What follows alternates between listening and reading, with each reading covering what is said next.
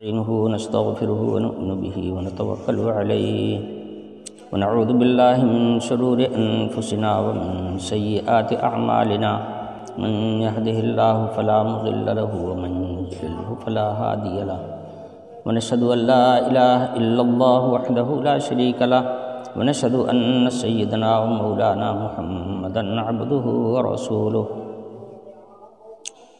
أما بعد فأعوذ بالله من الشيطان الرجيم بسم الله الرحمن الرحيم نبئ عبادي أني أنا الغفور الرحيم وأن عذابي هو العذاب الأليم ونبئهم عن ضيف إبراهيم إذ دخلوا عليه فقالوا سلاما قال إنا منكم وجلون قالوا لا توجل إنا نبشرك بغلام عليم قال أبشرتموني على أن مسني الكبر فبم تبشرون قالوا بشرناك بالحق فلا تكن من القانطين قال ومن يقنط من رحمة ربه إلا الضالون قال فما خطبكم أيها المرسلون قالوا إنا أرسلنا إلى قوم مجرمين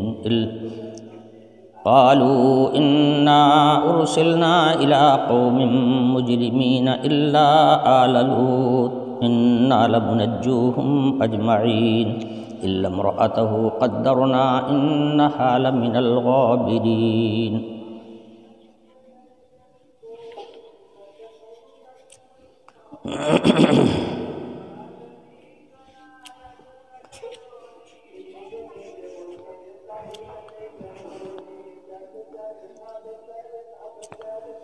پچھلی آیات میں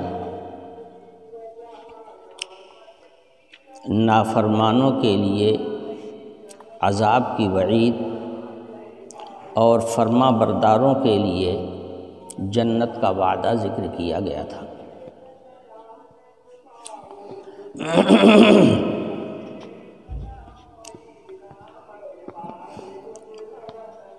جہنم کا تذکرہ بھی ہوا اور جنت کا تذکرہ بھی ہوا۔ جہنم کن لوگوں کے لیے بنائی گئی ہے اور جنت کن لوگوں کو دی جائے گی، ان کا تذکرہ پچھلی آیات میں ہوا۔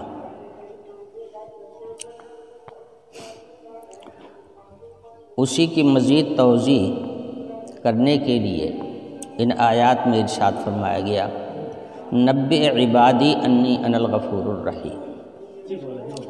خاص طور سے وہ بات آپ کو یاد ہوگی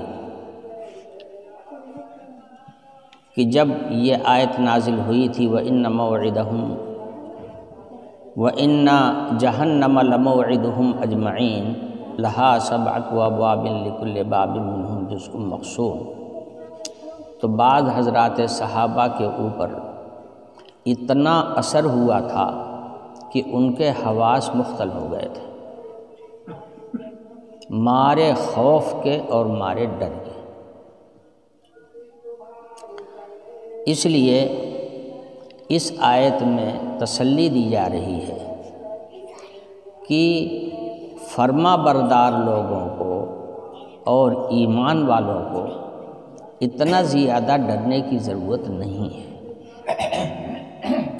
اللہ ظالم نہیں ہے، اللہ عادل ہے اور اللہ بڑا غفور الرحیم ہے۔ وہ جلدی کسی کو دوزخ میں نہیں بھیجے گا، اس لیے کہ وہ بہت غفور الرحیم ہے۔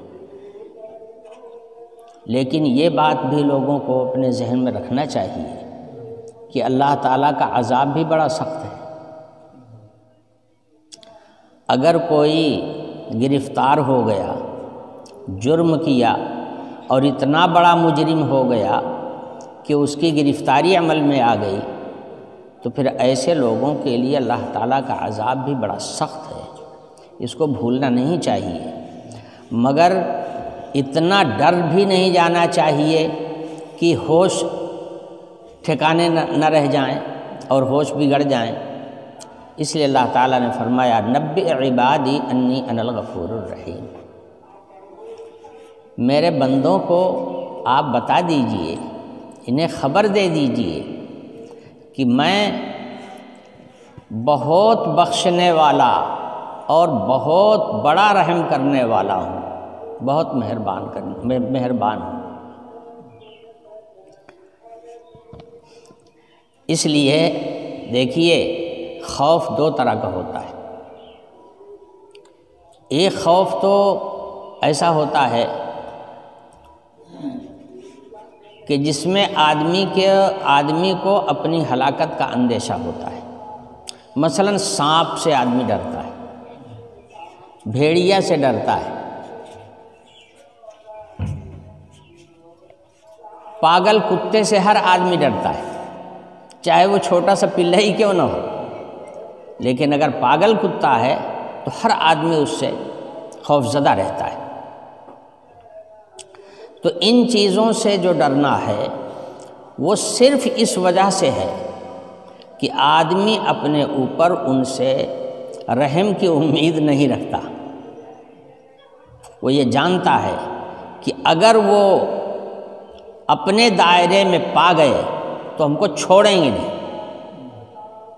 ایک ڈرنا یہ ہے جس کے اندر مہربانی اور رحم کا کوئی عنصر ہی نہیں ہوتا، صرف خوف ہی خوف ہوتا ہے، اندیشہ ہی اندیشہ ہوتا ہے۔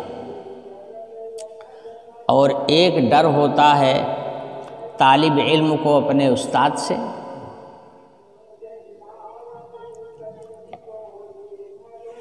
شاگرد کو اپنے استاد سے، مرید کو اپنے پیر سے، بچوں کو اپنے ماں باپ سے۔ باپ اگر ذرا تھوڑا سا ٹائٹ رہنے والا آدمی ہے تو بچے جو ہیں اس سے ڈرتے رہتے ہیں، سامنا بچاتے ہیں، بچنے کی کوشش کرتے ہیں اس سے۔ مگر کیا اپنے باپ سے ڈرنا اسی انداز کا ہوتا ہے جیسے بھیڑیا سے ڈرنا؟ ایسا ڈرنا تو نہیں ہوتا۔ باپ سے ڈرنا، استاد سے ڈرنا، اس ڈر میں عظمت کا پہلو ہوتا ہے، بزرگی اور بڑائی کی وجہ سے آدمی خوف کھاتا ہے، اس میں ادب کار فرما ہوتا ہے۔ فرمانے کا مطلب یہ ہے کہ حق تعالی شانہ سے ایسا نہیں ڈرنا چاہیے جیسے ظالموں کو دیکھ کے آدمی ڈرتا ہے۔ بھیڑیا، کتا، یہ چیزیں جو ہیں بخشنے والی ہیں، تو اس طرح کا ڈرنا اللہ سے نہیں ڈرنا چاہیے۔ یہ تو ہو گیا اللہ تعالیٰ کو ظالم سمجھنا۔ اللہ سے جو ڈر ہے وہ ایسے ہی ہونا چاہیے جیسے بیٹا اپنے باپ سے ڈرتا ہے، شاگرد اپنے استاد سے ڈرتا ہے، عظمت کی وجہ سے، بزرگی کی وجہ سے، ان کو بڑا سمجھ کر اور اپنے آپ کو ان کے سامنے چھوٹا سمجھ کر، اس کی وجہ سے ایک قسم کا خوف ہوتا ہے، اصل میں وہ ادب کی وجہ سے ہوتا ہے۔ تو حق تعالی شانہ سے جو ڈر ہے وہ عظمت کی وجہ سے ہونا چاہیے، ادب کے درجے میں ہونا چاہیے۔ ایسا ڈرنا نہیں ہونا چاہیے کہ اللہ تعالیٰ کو یہ سمجھ لے کہ بس اللہ میاں کے اگر ہاتھ میں آ گئے ہم تو بس پھر خیریت نہیں ہے۔ ایسا ڈر اللہ سے نہیں ہونا چاہیے۔ اس لیے فرمایا نبئ عبادی انی انا الغفور الرحیم، میرے بندوں کو بتا دیجئے کہ میں بڑا بخشنے والا اور بڑا مہربان ہوں۔ لیکن ساتھ ساتھ یہ بھی بتا دیجئے کہ ان عذابی هو العذاب العلیم، میرا جو عذاب ہے، میری جو سزا ہے، وہ سزا بھی سخت ہے۔ اس لیے جیسے بیٹا اپنے باپ کے مرضی کے خلاف اس لیے نہیں جاتا اور اس کے رضامندی کے دائرے میں رہنے کی کوشش کرتا ہے اور ناراض کرنے سے بچتا ہے کہ اگر غلط کام کروں گا تو ابا مار دیں گے، ڈانٹیں گے، ماریں گے، اور اگر اچھا کام کروں گا تو خوش ہوں گے۔ تو اسی طرح سے حق تعالی شانہ سے جو خوف ہو وہ اسی درجے کا ہونا چاہیے کہ مجھے غفور الرحیم سمجھو، میں بڑا بخشنے والا اور بڑا مہربان ہوں۔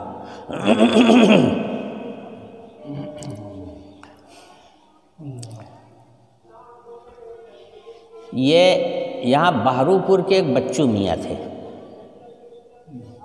وہ مجھ سے بتا رہے تھے کہ حضرت کی وفات کے بعد بتا رہے تھے کہ میں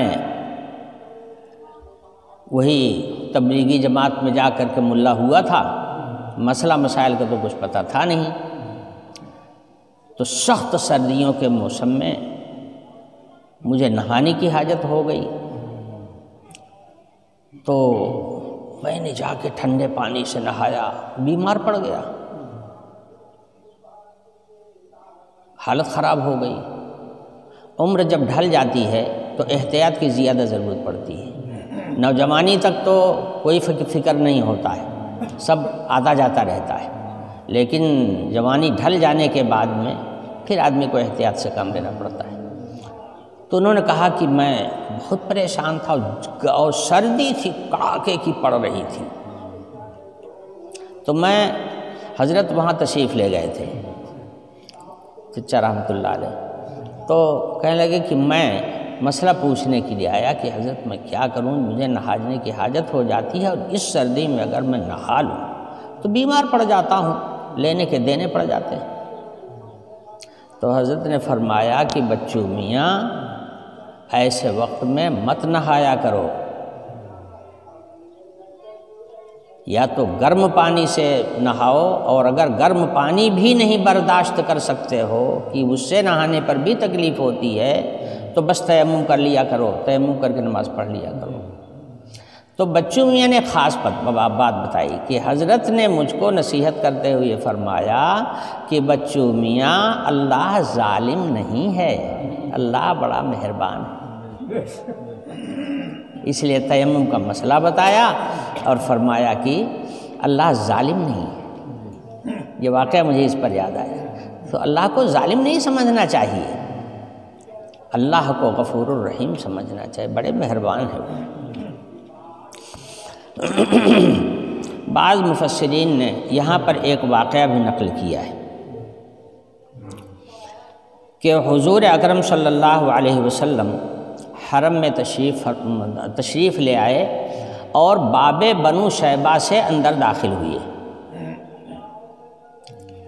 جس سے معلوم ہوتا ہے کہ یہ حرم شریف کا واقعہ ہے اور ہجرت سے پہلے کا واقعہ ہے۔ حضور ہمارے پاس تشریف لے آئے اور ہم لوگ پہلے سے بیٹھے ہوئے کچھ باتیں کر رہے تھے اور آپس میں ہنسی کر رہے تھے۔ حضور نے ہم لوگوں کو ہنستے ہوئے دیکھا تو آپ نے فرمایا کہ تم لوگ ہنس رہے ہو، اتضحکون وبین ایدیکم النار، اللہ تعالیٰ نے جنت اور دوزخ بنا رکھی ہے، بنو آدم کا ایک طبقہ جنت میں جائے گا اور ایک طبقہ جہنم میں جائے گا، انسان ہی دونوں میں جائیں گے۔ جب جہنم ایسی سزا کا مقام بنا ہوا ہے اور اپنے سلسلے میں کچھ یقین نہیں ہے کہ ہمارا شمار ہے کس میں، داہنے والوں میں ہے کہ بائیں والوں میں ہے،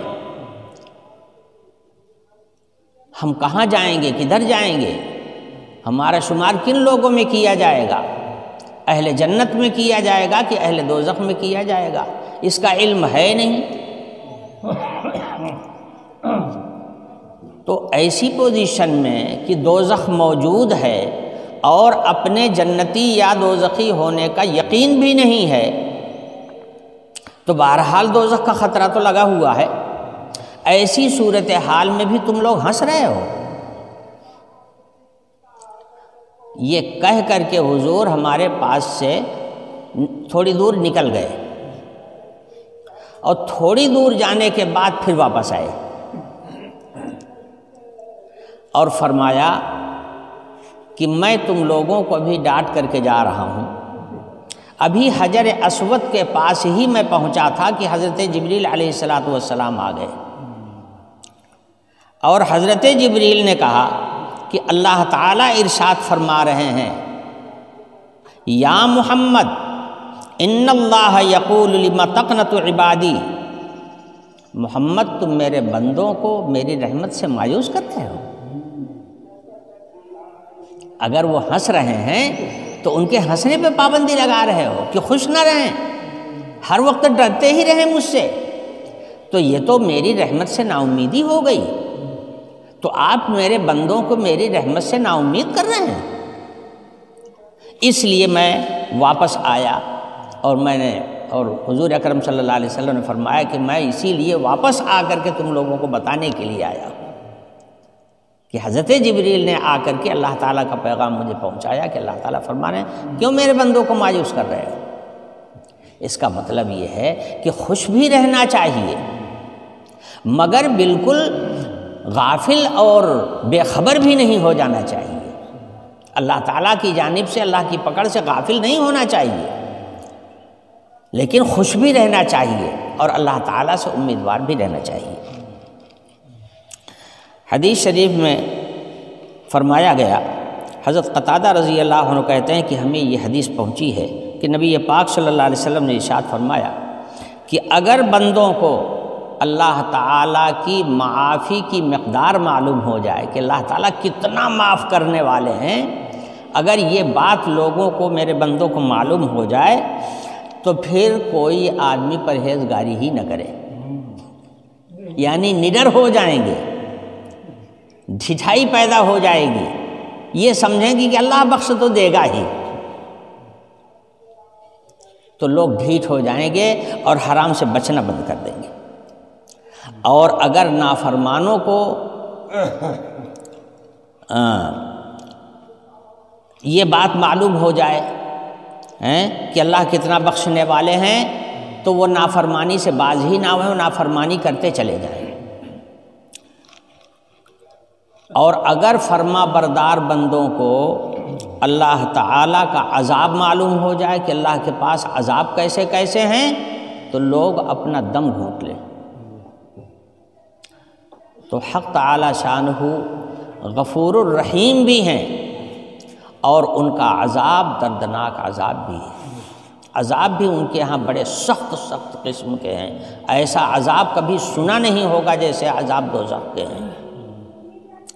تو دوزخ کو یاد کر کے آدمی کو اللہ سے ڈرنا چاہیے، مگر اللہ تعالیٰ سے خوش بھی رہنا چاہیے اور امیدوار بھی رہنا چاہیے کہ اللہ تعالیٰ غفور الرحیم ہیں، مجھ جیسوں کو دوزخ میں بھیج کر کے کیا کریں گے؟ مجھ جیسوں کو دوزخ میں بھیج کے کیا کریں گے؟ یہی وجہ تھی کہ حضرات صحابہ پر خوف بھی طاری رہتا تھا اور اللہ تعالیٰ کی رحمت کے امیدوار بھی رہتے تھے، اللہ کی رحمت کے امیدوار بھی رہتے تھے اور اللہ تعالیٰ سے ڈرتے بھی رہتے تھے۔ حدیث شریف میں فرمایا گیا الایمان بین الخوف والرجاء، ایمان جو ہے امید و بیم کے درمیان میں ہے۔ کیا مطلب؟ یعنی اللہ سے بے خوف بھی نہیں رہنا چاہیے اور اتنا ڈرنا بھی نہیں چاہیے کہ جیسے کوئی آدمی ظالم سے ڈرتا ہے۔ اللہ کو غفور الرحیم سمجھنا چاہیے، بڑے مہربان۔ حدیث شریف میں ارشاد فرمایا گیا اللہ تعالیٰ نے رحمت کے 100 درجے پیدا کیے، جس دن رحمت کو بنایا تو 100 درجے رحمت کے پیدا فرمائے، جس میں سے صرف 1 درجہ پوری مخلوق میں بانٹ دیا اور 99 درجہ رحمت کا اللہ پاک نے اپنے پاس رکھا ہے، جس کا ظہور آخرت میں ہوگا۔ 99 رحمتوں کا درجہ اللہ پاک نے اپنے پاس رکھا ہے۔ آخر آپ دیکھ نہیں رہے ہیں یہ کیا ہو رہا ہے؟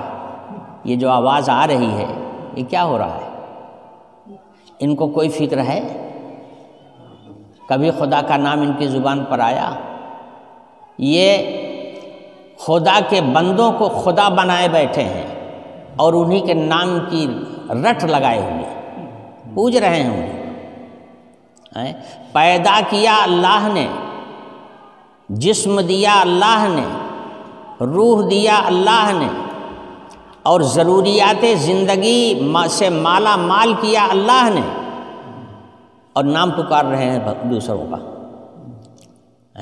خدا بنائے بیٹھے ہیں دوسروں کو، اللہ کا نام لینا تک گوارا نہیں ہے، مگر اللہ انہیں پھر بھی کھانا بھی دے رہا ہے، پانی بھی دے رہا ہے، ساری ضروریات فراہم کیے ہوئی ہیں۔ مسلمان کو جتنا دیا ہوگا اس سے زیادہ ان کو دے رہا ہے نافرمانی کے باوجود۔ یہ تو اللہ کا نام بھی لینے کے لیے تیار نہیں ہے، بلکہ ان کو اللہ کا نام لینے والوں سے بھی دشمنی ہے کہ تم لوگ اللہ کا نام کیوں لیتے ہو، اتنا بھی ان کو گوارا نہیں۔ لیکن کسی چیز میں کمی ہے؟ جب اللہ نے پیدا کیا اللہ نے ساری ان کی ضروریات کا انتظام فرمایا ہے اور دے رہا ہے، مسلمانوں سے بڑھ کے دے رہا ہے، زیادہ دے رہا ہے۔ اگر اللہ مہربان نہ ہوتا تو ان کو ایسے ہی دیتا رہتا ہے؟ آپ بھی اب ایسے آدمی کو جو آپ کا نام لینا گوارا نہ کرتا ہو، آپ کا نام سننا گوارا نہ کرتا ہو، یہی تو ہے اذان پہ پابندی لگائی جا رہی ہے۔ یہ اذان نہیں ہوگی، وہ اذان نہیں ہوگی، اس وقت ہم سوتے رہتے ہیں، اس وقت ہم جاگتے رہتے ہیں، اس وقت اذان نہیں ہونی چاہیے لاؤڈ اسپیکر پر، ان کا کیرتن ہونا چاہیے، اذان نہیں ہونی چاہیے۔ کیا مطلب؟ مطلب یہی ہے کہ اللہ کا نام سننا تک ان کو گوارا نہیں ہے۔ اتنے بڑے یہ نافرمان اور اتنے بڑے یہ اللہ کے باغی ہیں، لیکن اس کے باوجود نوازش میں اللہ کی کوئی کمی نہیں ہے۔ اللہ نوازتا جا رہا ہے، پیدا کیا ہے تو دے بھی رہا ہے۔ یہ اللہ کی مہربانی ہی کا تو تقاضا ہے۔ اگر وہ اتنے مہربان نہ ہوتے تو کاہے کو دیتے؟ ایسے نافرمانوں کو تو زمین میں دھنس جانا چاہیے، زمین پھٹے اور اسی میں یہ دھنس جائیں کہ اپنے پیدا کرنے والے کا نام تک لینا ان کو گوارا نہیں ہے، سننا گوارا نہیں ہے، لیکن اللہ دے رہا ہے تو یہ غفور الرحیم ہے۔ حدیث شریف میں ایک واقعہ اور آیا ہے یہ رحمت کے سلسلے میں۔ ایک عورت کھانا پکا رہی تھی، چولہا جلا رہی تھی، اور ان کا بچہ وہیں بغل میں کھیل رہا تھا، تو ان کو بار بار یہ خیال ہو رہا تھا کہ یہ بچہ کہیں آگ میں نہ آ جائے۔ اس کے بعد ان کو دوزخ یاد آ گئی، اور دوزخ میں انسانوں کا جلنا یاد آ گیا۔ فوراً انہوں نے اپنے بچے کو لیا گود میں اور سیدھے حضور اکرم صلی اللہ علیہ وسلم کے پاس پہنچی اور کہا یا رسول اللہ، آپ کی زبان سے ہم نے سنا ہے کہ اللہ تعالیٰ تو سب سے زیادہ مہربان اور رحم والا ہے، کیا اللہ پاک کو اپنے بندوں سے اس سے زیادہ پیار نہیں ہے جتنا ایک ماں کو اپنے بچے سے پیار ہوتا ہے؟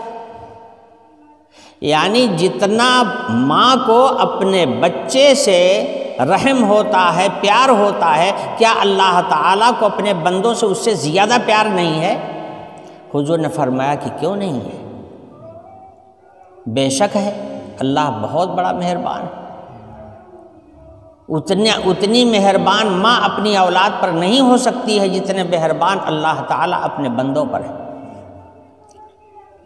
تو اس نے کہا کہ میں ماں ہوں، میں اپنے بچے کو آگ سے بچا رہی ہوں، مجھے یہ گوارا نہیں ہے کہ میرا بچہ آگ میں جل جائے۔ کوئی بھی ماں ہو اپنے بچے کو آگ میں نہیں ڈال سکتی ہے۔ جب اللہ تعالیٰ ماؤں سے بھی زیادہ رحم والے ہیں، زیادہ مہربان ہیں، تو بھلا وہ اپنے بندوں کو آگ میں کیسے ڈال دیں گے؟ یہ سوال تھا اس کا۔ اس سوال کا حضور اکرم صلی اللہ علیہ وسلم کے اوپر اتنا بڑا اثر پڑا کہ آپ صلی اللہ علیہ وسلم خود رونے لگے، سر جھکا لیا اور رونے لگے۔ اس کے بعد حضور نے تھوڑی دیر کے بعد سر اٹھایا اور فرمایا کہ اللہ اپنے بندوں پر بہت مہربان ہے، دوزخ میں صرف ایسے ہی لوگوں کو ڈالے گا جو انتہائی تمرد اور سرکشی پر آمادہ ہوں، اور اللہ کا نام لینا تک ان کو گوارا نہ ہو، ابا ان یقول لا الہ الا اللہ، انہیں انکار ہو لا الہ الا اللہ کہنے سے۔ اللہ ایسے ہی لوگوں کو دوزخ میں بھیجے گا، باقی اللہ جلدی کسی کو دوزخ میں نہیں بھیجے گا۔ اسی لیے حضرت امام اعظم ابو حنیفہ رحمۃ اللہ علیہ نے فرمایا کہ اگر کسی کے اعمال میں دیکھو کہ ایمان کی نشانی موجود ہے اور ساتھ ساتھ کفریات بھی اس کے ساتھ لگے ہوئے ہیں، تو اگر 99 میں سے 1 درجہ بھی اس کے اندر ایمان کا دیکھو تو اس کو کافر مت کہو۔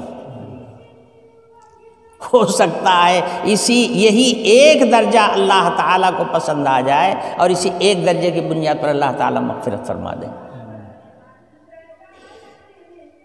سمجھے؟ اللہ بڑے مہربان ہے، واقعتاً رحم۔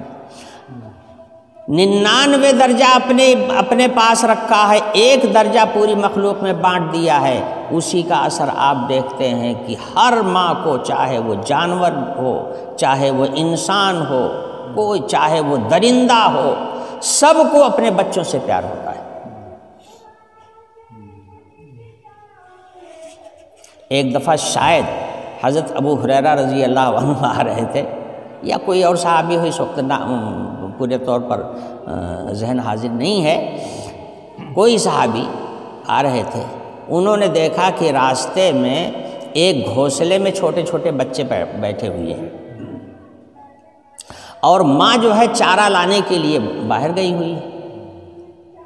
انہوں نے کیا کیا کہ ان سارے گھونسلے کے سارے بچوں کو لے کر کے اپنی آستین میں ڈال لیا اور لے کر کے وہاں سے چل پڑے، اور وہ کہیں دور سے دیکھ لیا اس کی ماں نے کہ یہ ہمارے بچوں کو لیے جا رہے ہیں، یہ آستین میں لے کر کے چل پڑے۔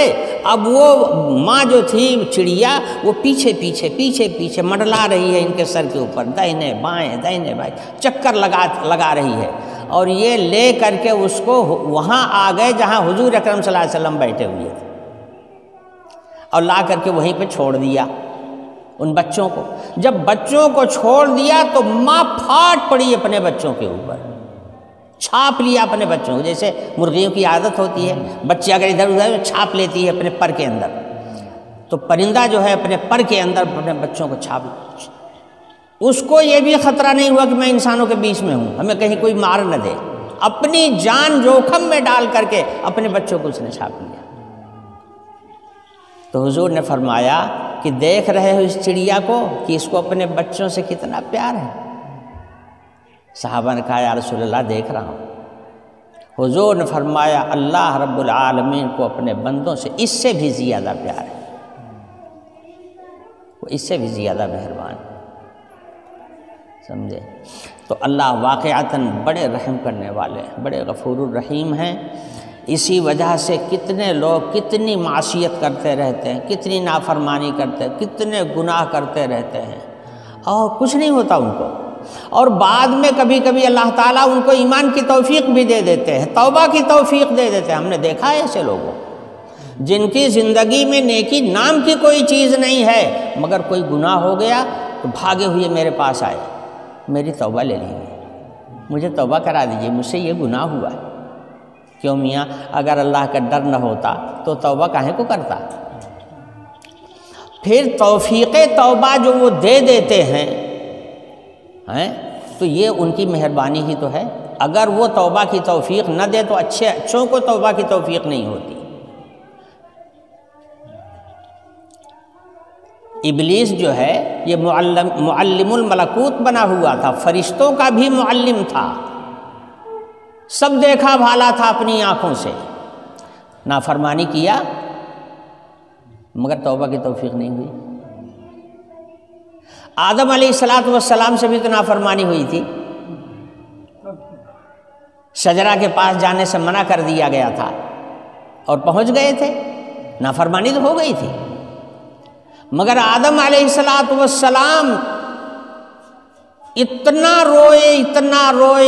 روئے کہ اللہ کو پیار آ گیا۔ اب اس وقت اتنا نہیں یاد ہے کہ کتنا دن روئے تھے، لیکن انتہا کر دیا تھا رونے کی، اتنے آنسو گرے تھے حضرت آدم علیہ السلام کے کہ شاید نالا بہہ جاتا، اتنے آنسو بہائے تھے۔ حق تعالی شانہ کو پیار آ گیا اور فرمایا کہ توبہ کر لے۔ کہا رب العالمین کروں کیسے؟ رو رہے تھے، سمجھ میں نہیں آ رہا تھا کہ کیا کروں، اب بغیر اللہ میاں کے بتائے ہوئے کوئی کیا جانے گا، صرف رو رہے تھے۔ اللہ تعالیٰ نے فرمایا توبہ کر لو۔ کہا اللہ میاں توبہ کروں کیسے؟ فرمایا کہہ لو ربنا ظلمنا انفسنا وان لم تغفر لنا وترحمنا لنکونن من الخاسرین۔ اللہ میاں نے ہی بتایا بھی کہ توبہ اس طرح سے کرو۔ غلطی کو محسوس کیا، شرمندہ ہوا اپنے گناہ پر اور اللہ کی طرف رجوع کیا۔ آدم علیہ السلام کو توبہ کی توفیق ہو گئی، مقبول بارگاہ ہو گئے۔ ان کی اولاد میں انبیاء علیہ السلام کو اللہ نے پیدا کیا، ان کو بھی نبوت عطا کر کے نبیوں کے صف میں کھڑا کر دیا، اور ابلیس کو توبہ کرنے کی توفیق آج تک نہیں ہوئی، اتنا زمانہ گزر گیا۔ حضرت موسیٰ علیہ السلام کے کہنے پر بھی اس نے توبہ نہیں کیا۔ تو بات یہ ہے کہ اللہ واقعی بڑے غفور الرحیم ہے، کبھی اللہ سے نا امید نہیں ہونا چاہیے۔ اللہ اسی لیے فرمایا لا تقنطوا من رحمت اللہ، اللہ کے رحمت سے نا امید نہیں ہونا چاہیے۔ اگر گناہ ہو بھی گیا ہے کر لو توبہ، اللہ تعالیٰ کے یہاں دروازہ کھلا ہوا ہے، وہ اپنی رحمت میں لے لیں گے۔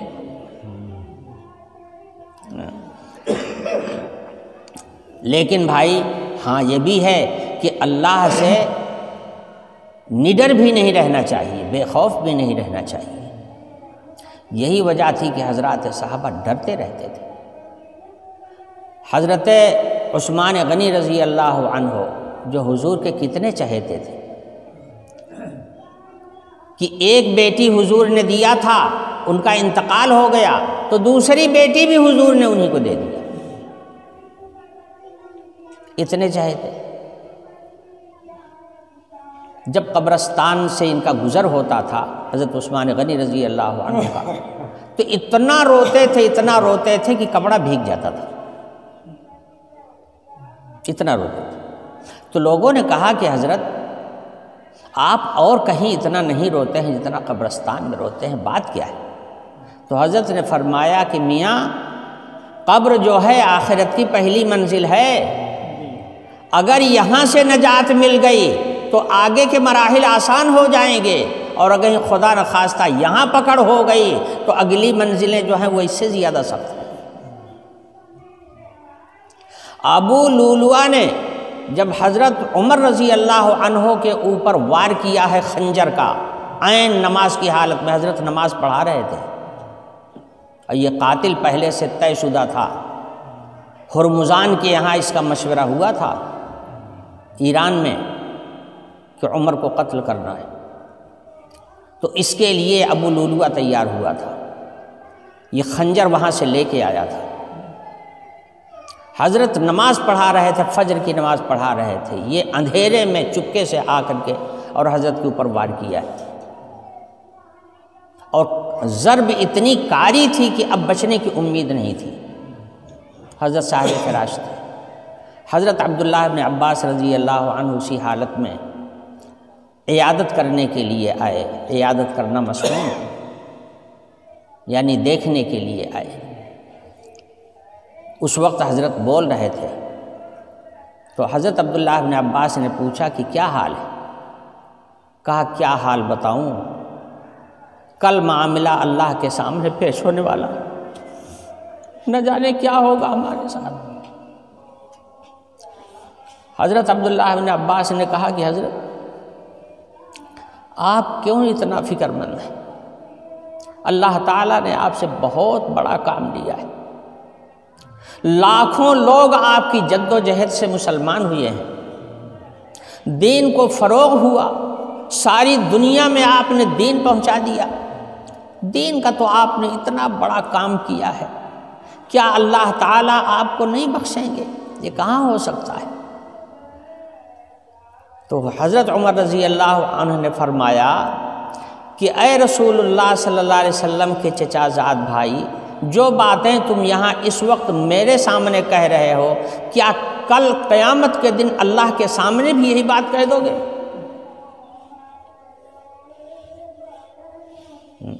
یہ خوف کا عالم.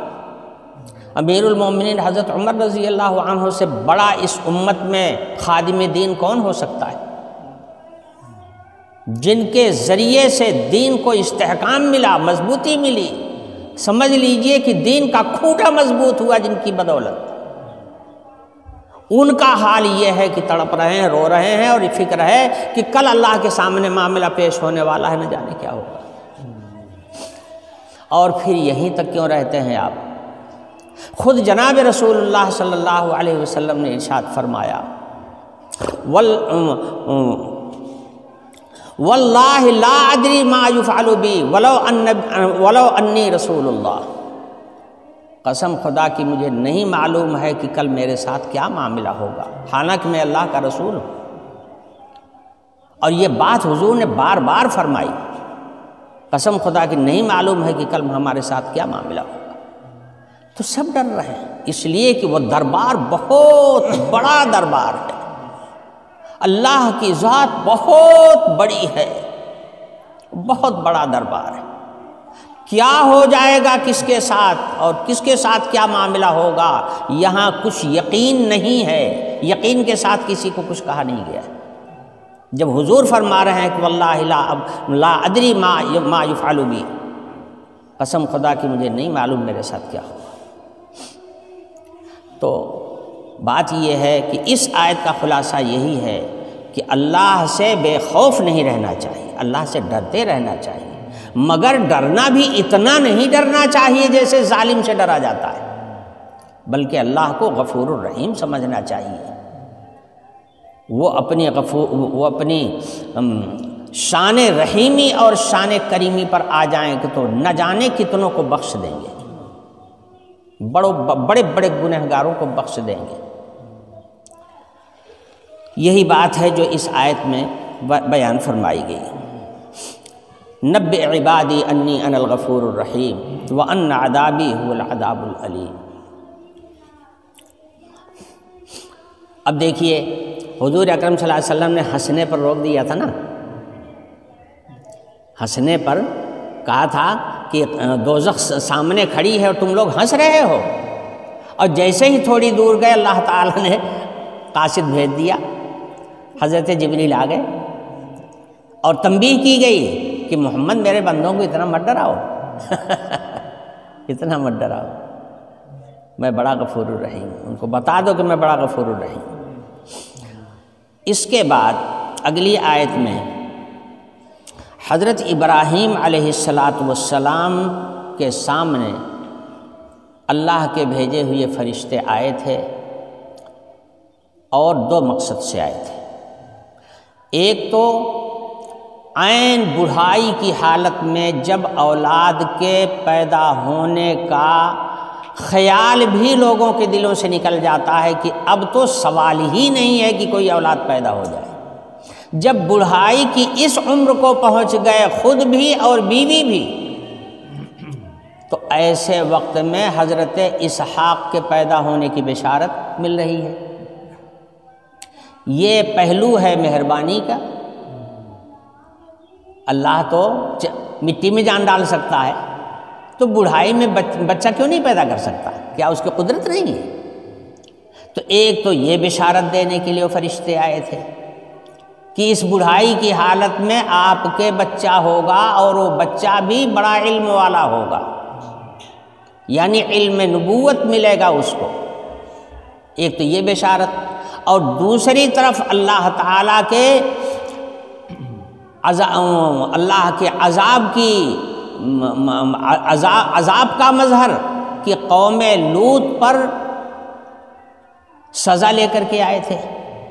فرشتے وہی ہیں، حضرت ابراہیم علیہ السلام کو بیٹے کی بشارت دے رہے ہیں، اور وہی فرشتے حضرت لوط علیہ السلام کے یہاں جا کر کے ان کی قوم کو تباہ اور برباد کر رہے ہیں۔ فرشتے بھیجے ہوئے اللہ کے ہیں، تو اس میں دونوں شانیں اصل میں پائی جا رہی ہیں، اس لیے اس واقعے کو یہاں بیان کیا جا رہا ہے۔ اللہ کی غفور الرحیمی کا بھی ظہور ہو رہا ہے اور عذاب العلیم کا بھی ظہور ہو رہا ہے، دونوں کا ظہور ہو رہا ہے۔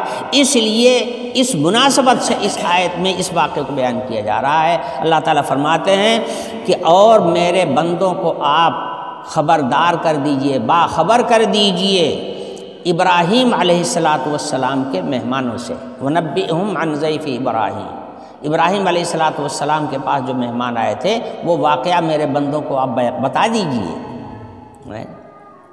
آپ یہ واقعہ بتا دیجئے۔ خود قرآن پاک کے اندر اس واقعے کو نہ جانے کتنے مقام پر بیان کیا گیا ہے، موقع کی مناسبت سے۔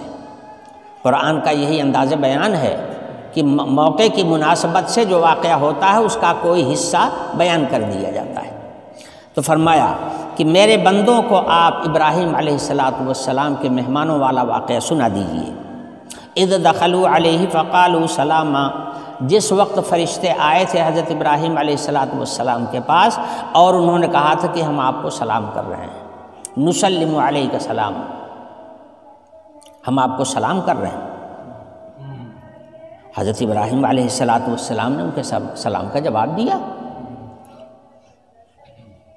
ضیافت کا آغاز ہوا۔ ضیافت جانتے ہیں، مہمان اگر دروازے پر آ جائے تو اس کی مہمانی کرنے، اس کی اعزاز کرنا اور اس کی مہمانی کرنا، اس کو کھلانا پلانا اور اس کی ضروریات کا انتظام کرنا، اس کی ابتدا حضرت ابراہیم علیہ السلام سے ہوئی ہے۔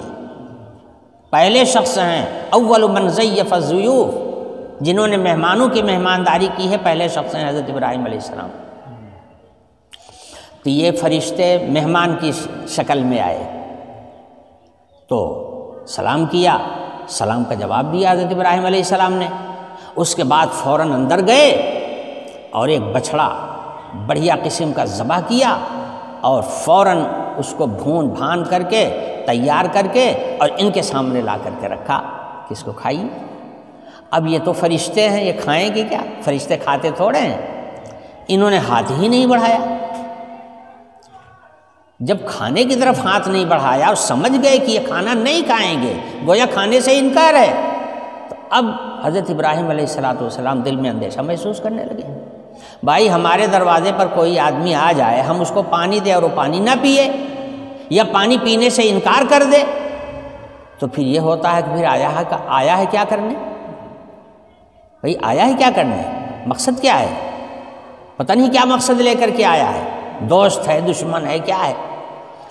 تو حضرت ابراہیم علیہ السلام نے جب ان کے سامنے بچھڑا بھون کر کے اور پیش کیا وہاں کے دستور کے مطابق، انہوں نے نہیں کھایا، ہاتھ نہیں بڑھایا اس کی طرف۔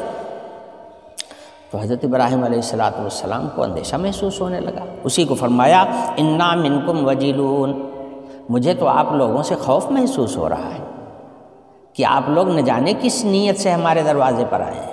انا منکم وجلون، وجل کہتے ہیں کسی ناگواری کا اندیشہ کر کے دل میں پریشان ہونا، یہ وجل کہلاتا ہے۔ تو یہی مطلب ہے کہ مجھے تو اب آپ لوگوں سے پریشانی ہو رہی ہے، مجھے خوف محسوس ہو رہا ہے۔ انا منکم وجلون قالوا لا توجل، تو ان فرشتوں نے کہا نہیں آپ گھبرائیے نہیں، انا نبشرک بغلام علیم، ہم آپ کو بشارت دے رہے ہیں ایک ایسے لڑکے کی جو بڑا علم والا ہوگا۔ علم سے مراد یہاں پر علم نبوت ہے۔ قرآن پاک کے اندر جہاں جہاں علم کا لفظ آیا ہوا ہے اس سے ہر جگہ اس سے مراد علم نبوت ہے، جس سے پتہ چل گیا کہ علم نام ہے اس علم کا جو رسولوں کے ذریعے سے دنیا میں آیا ہے۔ علم اسی کا نام ہے، اور جو رسولوں والا علم نہیں ہے، رسولوں سے ہٹ کر کے ہے، وہ علم نہیں ہے۔ یہ اس لیے کہہ رہا ہوں کہ اب اس زمانے میں بڑا شور ہے پڑھائی لکھائی کا، پڑھو لکھو، علم حاصل کرو، بڑا شور ہے، لیکن مراد اس علم سے دنیاوی علم لیا جاتا ہے۔ کہتے ہیں ہماری جب شادی کرنا ہوتا ہماری لڑکی ایم اے ہے، بی اے ہے، بڑی پڑھی لکھی ہے، ایم اے بی اے کیے ہوئے ہے، سمجھے، اور نہ جانے کون کون سی ڈگریاں اس وقت چل رہی ہیں، اس کا ذکر کیا جاتا ہے، اس کو پڑھا لکھا کہا جاتا ہے۔ تو یاد رکھیے یہ علم اللہ رسول کے نزدیک علم نہیں ہے، سمجھے، علم وہی ہے جو رسولوں کا لایا ہوا ہے، جو قرآن اور حدیث سے ثابت ہے وہی علم ہے، اور جو اس سے ہٹ کر کے ہے وہ علم نہیں۔ تو فرمایا ایسے لڑکے کی ہم بشارت دینے آئے ہیں آپ کو جو بڑا علم والا ہوگا، یعنی علم نبوت اس کو ملے گا۔ چنانچہ حضرت اسحاق علیہ السلام پیدا ہوئے اور اللہ تعالیٰ نے ان کو نبی بنایا۔ جب یہ بشارت ان فرشتوں نے دیا تو حضرت ابراہیم علیہ السلام نے کہا ابشرتمونی علی ان مسنی الکبر فبم تبشرون۔ کیا ہنسی کی بات کر رہے ہیں آپ؟ میرے بدن میں جھریاں پڑ گئی ہیں اور میں بوڑھا ہو چکا، اور میری بیوی جو ہے وہ بھی بوڑھی ہو چکی ہے، اور ابھی تک ایک بچہ بھی اس کو نہیں ہوا، بانجھ بھی ہے۔ اگر بچے پہلے سے ہو رہے ہوتے اور اب بڑھائی میں کوئی بچہ ہو جاتا تو یہ بھی کہا جا سکتا تھا کہ توقع کے مطابق ہے، ابھی تک ایک کو بچہ اس کو نہیں ہوا، بانجھ رہی، اور پھر عمر اب پہنچ گئی ہے مایوسی کی۔ ایسی حالت میں بچے کی آپ بشارت دے رہے ہیں؟ ابشرتمونی علی ان مسنی الکبر، تو یہ بات تو بھائی سمجھ میں نہیں آ رہی ہے۔ فبم تبشرون، پھر آخر آپ کیوں ہم کو بشارت دے رہے ہیں؟ یہ خوشخبری آپ ہم کو کیوں دے رہے ہیں؟ سوال تو کچھ ہے ہی نہیں ہے بچہ ہو سکنے کا، پھر آخر آپ بشارت ہم کو دینے کے لیے کیوں آئے؟ قالوا بشرناک بالحق، تو فرشتوں نے کہا کہ ہم جو بشارت آپ کو دے رہے ہیں وہ یقینی چیز کی دے رہے ہیں۔ ہم لوگ اللہ کا پیغام لے کر کے آ کر کے وہ رسولوں کو سناتے ہیں، اللہ کا پیغام لے کے ہم آتے ہیں، اور اللہ کا پیغام کبھی جھوٹا نہیں ہو سکتا، وہ یقینی خبر ہے جس کی ہم آپ کو خوشخبری دے رہے ہیں۔ قالوا بشرناک بالحق فلا تکن من القانتین، اور آپ تو اللہ کی رحمت سے مایوس ہو رہے ہیں معلوم ہوتا ہے۔ حضرت ابراہیم علیہ السلام نے کہا یہ کیا بات کہی آپ نے؟ اللہ کی رحمت سے تو وہی لوگ مایوس ہوتے ہیں جو اللہ کی رحمتوں کی وسعتوں کو جانتے نہیں ہیں، پہچانتے نہیں ہیں، سمجھتے نہیں ہیں، وہ اللہ کی رحمت سے مایوس ہوتے ہیں۔ ہم تو اللہ کی رحمت کی وسعت کو جانتے ہیں، ہم اللہ سے نا امید کبھی نہیں ہو سکتے۔ یہ جواب تھا حضرت ابراہیم علیہ السلام کا، وَمَن يَقْنَطُ مِن رَحْمَتِ رَبِّهِ إِلَّا الضَّالُّونَ۔ یہ سوال جواب ہو گیا ان کے اس جملے پر کہ انہوں نے کہا کہ آپ تو اللہ کی رحمت سے مایوس دکھائی دے رہے ہیں۔ تو حضرت ابراہیم علیہ السلام ہرگز نہیں، بالکل نہیں ایسا ہو سکتا، ہم اللہ کی رحمت سے خوب امیدوار ہیں، ہم ہمیشہ امیدوار رہتے ہیں، ایسا نہیں ہو سکتا۔ اب ادھر سے جب اس جواب سے فرصت ملی تو فرمایا قال فما خطبکم ایھا المرسلون، اے اللہ کے بھیجے ہوئے فرشتوں مجھے بتاؤ تو صحیح آخر اصل معاملہ کیا ہے؟ ہمیں تم پہلے تم نے پہلے مہمان بن کے آئے، کھانا بھی نہیں کھایا، ہم نے جب پیش کیا تو اس کو ہاتھ بھی نہیں لگایا، اور اس کے بعد جب میں نے اپنا خوف ظاہر کیا تو آپ نے ہم کو بشارت دینا شروع کر دیا۔ آخر معاملہ کیا ہے؟ آپ کس مقصد سے آئے ہیں بتائیے تو صحیح۔ قال فما خطبکم ایھا المرسلون، معاملہ کیا ہے واضح کیجیے۔ قالوا انا ارسلنا الی قوم مجرمین، تو اب فرشتوں نے اصل بات بتائی کہ ہم کو اللہ پاک کی جانب سے مجرموں کو سزا دینے کے لیے بھیجا گیا ہے۔ فرشتے دو ہی مقصد سے دنیا میں آتے ہیں، یا تو رسولوں کے پاس اللہ کا پیغام لے کے آتے ہیں، اور یا پھر اللہ کے حکم سے اللہ کے نافرمانوں کو عذاب میں مبتلا کرنے کے لیے آتے ہیں۔ انہی دو مقاصد سے فرشتے نیچے آتے ہیں۔ تو کہنے لگے کہ ہم قوم لوط کے طرف بھیجے گئے ہیں۔ یہ قوم لوط کون ہے پہلے بھی بیان کیا جا چکا ہے، انشاءاللہ پھر بیان کروں گا۔ مختصر سی بات یہ ہے کہ لوط جو تھے یہ حضرت ابراہیم علیہ السلام کے بھتیجے تھے۔ ان کو اللہ تعالیٰ نے حضرت ابراہیم علیہ السلام کا خلیفہ بنا کر کے، خلیفہ کی حیثیت سے قوم سدوم کی طرف بھیجا تھا، اور وہاں پر ان کو نبی بنایا تھا۔ تو بھتیجے تھے، اور اللہ تعالیٰ نے ان کو مقام نبوت عطا کیا تھا۔ قوم سدوم ایک ایسی لعنت میں مبتلا تھی جو لعنت اس کے پہلے دنیا میں پائی ہی نہیں جاتی تھی۔ اغلام بازی کا گھناؤنا جرم، اس جرم کے یہ مرتکب تھے سدوم والے۔ انہی کی ہدایت کے لیے حضرت لوط علیہ السلام کو اللہ تعالیٰ نے وہاں پر نبی بنایا، اور حضرت ابراہیم علیہ السلام کے مشورے سے وہاں گئے تھے ان کی اصلاح کے لیے کہ اپنی اس حرکت سے باز آ جاؤ، مگر قوم لوط باز آنے کے لیے تیار نہیں تھے۔ سمجھے؟ سزا تب دی جاتی ہے جب بندہ معافی کے لیے کسی معافی کی درخواست ہی نہ کرے، اور نہ معافی کی کوئی صورت اختیار کرے، ڈھٹائی دکھاوے اور اصرار کرے اس کے اوپر، گنہگار بھی ہے اور اس گناہ پر اصرار بھی ہے کہ ہم اسی پر اڑے رہیں گے، تو وہی سزا کا مستحق ہوتا ہے۔ ارے بھائی، اللہ کا دربار تو بہت بڑا دربار ہے، یہی آپ دنیا میں نہیں دیکھ لیتے ہیں کہ جب کسی مجرم کی تلاش میں تھانے دار آتا ہے، کوتوال آتا ہے، تو پہلے سمجھاتا ہے، گھر والوں کو سمجھاتا ہے کہ اس کی لائن ٹھیک کر دو، اس کو درست کر دو، کہہ دو یہ سب کام دھندا چھوڑ کر کے شرافت کے ساتھ رہے، اگر نہیں مانے گا تو پھر ہم لے جا کر کے اس کو بند کر دیں گے، یا لے جا کر کے ہم اس کو سزا دے دیں گے۔ پہلے لوگ آ کر کے سمجھاتے ہیں، بتاتے ہیں۔ اگر اس پر بھی وہ باز نہیں آتا تو پھر ادھر سے پھر قانونی کارروائی مضبوطی کے ساتھ ہوتی ہے، اور پھر سختی کے ساتھ اس کو تلاش کر کے گرفتار کر لیا جاتا ہے۔ سمجھے؟ تو یہ قوم ایسی تھی کہ نبی بھیج دیا گیا، نبی نے آ کر کے سارا نشیب و فراز بتایا، آخرت کے احوال بتائے، اللہ کی نافرمانی پر اللہ کی سزا کا حال بتایا، سب کچھ بتایا، مگر یہ قوم تھی کہ اپنی حرکت سے باز آنے کے لیے تیار نہیں تھی۔ اب آخری فیصلہ ان کے ساتھ یہ ہوا اللہ تعالیٰ کا کہ اس بستی کو الٹ دیا جائے۔ اسی بستی کو الٹنے کے لیے یہ فرشتے آئے تھے۔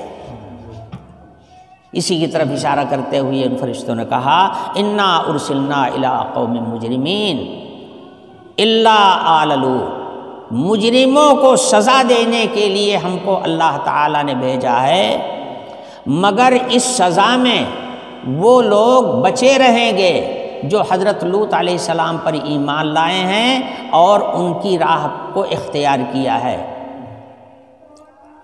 لوط علیہ السلام کی راہ کو جن لوگوں نے اختیار کیا ہے، ان کی جو لوگ اتباع کرتے ہیں، ان کے اوپر یہ سزا نہیں لاگو ہوگی، ان کو ہم لوگ بچا لیں گے، اور باقی جتنے نافرمان لوگ ہیں ان سب کے اوپر عذاب آئے گا۔ چنانچہ یہ لوگ پہنچے، واقعہ پورا کا پورا آگے آ رہا ہے، سمجھے؟ جب یہ لوگ پہنچے ہیں تو کیا ہوا، کیسے ہوا، تفصیل آئے گی۔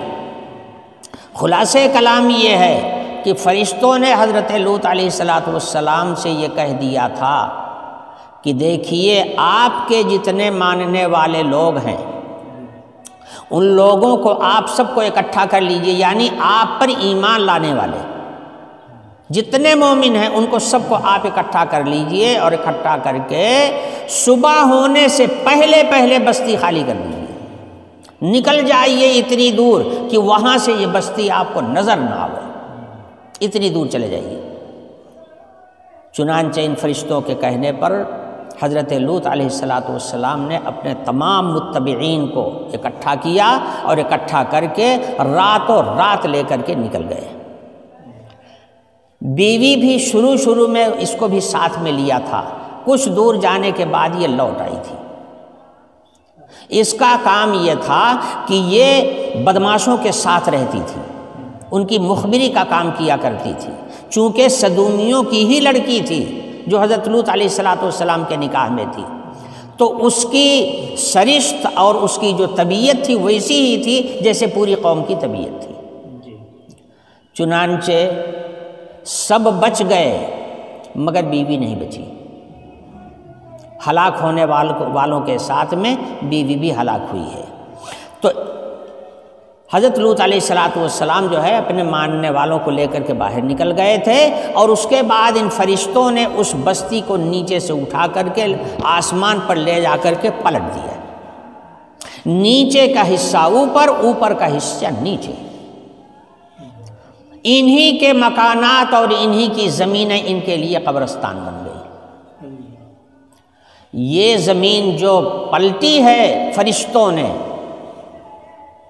تو یہ زمین سطح سمندر سے بھی نیچی ہو گئی ہے۔ آج بھی وہاں پر بہت بڑی جھیل ہے، پوری بستی جہاں پر آباد تھی وہ ساری کی ساری جھیل میں تبدیل ہو گئی ہے، چونکہ سطح زمین سے نیچے چلی گئی ہے نا، تو سمندر کا حصہ سمجھا جاتا ہے، وہ اس کو جھیل بولتے ہیں، لیکن اس کا نام ہے بحر میت۔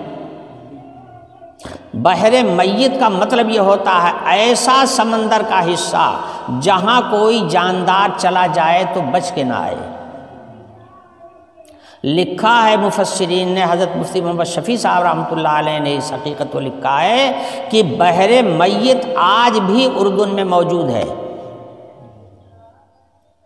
اس کی خصوصیت یہ ہے کہ اگر کوئی آدمی اس کے اندر چلا گیا تو وہ زندہ نہیں لوٹے گا، مر جاتا ہے، اسی لیے اس کا نام بحر میت ہے۔ سمجھے؟ یہ انجام ہوا ہے قوم سدوم کا۔ تو ادھر بشارت دیا حضرت ابراہیم علیہ السلام کو، بالکل مایوسی کی حالت میں خوشخبری دیا بچہ پیدا ہونے کی، یہ اللہ کی رحمت کا مظہر تھا۔ اور فرشتے یہ قوم لوط کی بس حضرت لوط علیہ السلام جس قوم میں بھیجے گئے تھے، قوم سدوم، سمجھے؟ عربی کا کچھ محاورہ ہے کہ جو نبی جس قوم کی ہدایت کے لیے بھیجا جاتا ہے اس ساری قوم کو اسی نبی کی طرف منسوب کر کے کہا جاتا ہے فلانے کی قوم، قوم ہود، قوم عاد، قوم سمود، قوم لوط، یہ کہہ دیا جاتا ہے۔ باقی یہ ان کی قوم نہیں ہوتی، نہ وہ ماننے والے ہوتے ہیں، نہ ان کی بات سننے والے ہوتے، سارے نافرمان ہوتے ہیں، سمجھے؟ چونکہ وہ نبی وہاں بھیجا جاتا ہے ان کی اصلاح کے لیے، اس لیے اس قوم کو نبی کے ساتھ جوڑ دیا جاتا ہے فلانے کی قوم۔ تو قوم لوط سے یہ نہ سمجھ لیجئے کہ حضرت لوط علیہ السلام کے یہ سب خاندانی تھے، ایسا نہیں ہے۔ یہ وہ قوم ہے جس کی اصلاح کے لیے حضرت آئے تھے، مگر وہ قوم باز نہیں آئی تو اللہ کا عذاب اس کے اوپر آیا، بستی پلٹ دی گئی۔ آج بھی وہ عبرت، گویا عبرت کا مقام ہے، اس کو جا کر کے دیکھنا چاہیے، سفر کرنے والے لوگوں کو جا کے ایسی چیزوں کو دیکھنا چاہیے اپنی آنکھ سے۔ اس سے قرآن پاک کے اندر بیان کیے ہوئے واقعات کی تصدیق ہو جاتی ہے، اور یہ ایمان میں اضافے کا سامان بنتا ہے۔ تو یہی فرشتوں نے کہا انا ارسلنا الی قوم مجرمین الا آل لوط، ہم مجرموں کو تباہ کرنے کے لیے بھیجے گئے ہیں سوائے لوط علیہ السلام کے ماننے والوں کے، کہ ان کے اوپر یہ عذاب نہیں آئے گا۔ انا لمنجوہم اجمعین، ہم لوط علیہ السلام کے متبعین کو سب کو بچا لیں گے۔ الا امرأتہ قدرنا انہا لمن الغابرین، سوائے لوط علیہ السلام کی عورت کے کہ وہ اس عذاب سے نہیں بچے گی، اس لیے کہ اللہ تعالیٰ کا فیصلہ ہو چکا ہے اس کے متعلق کہ انہا لمن الغابرین، کہ یہ پیچھے رہ جانے والوں میں رہے گی۔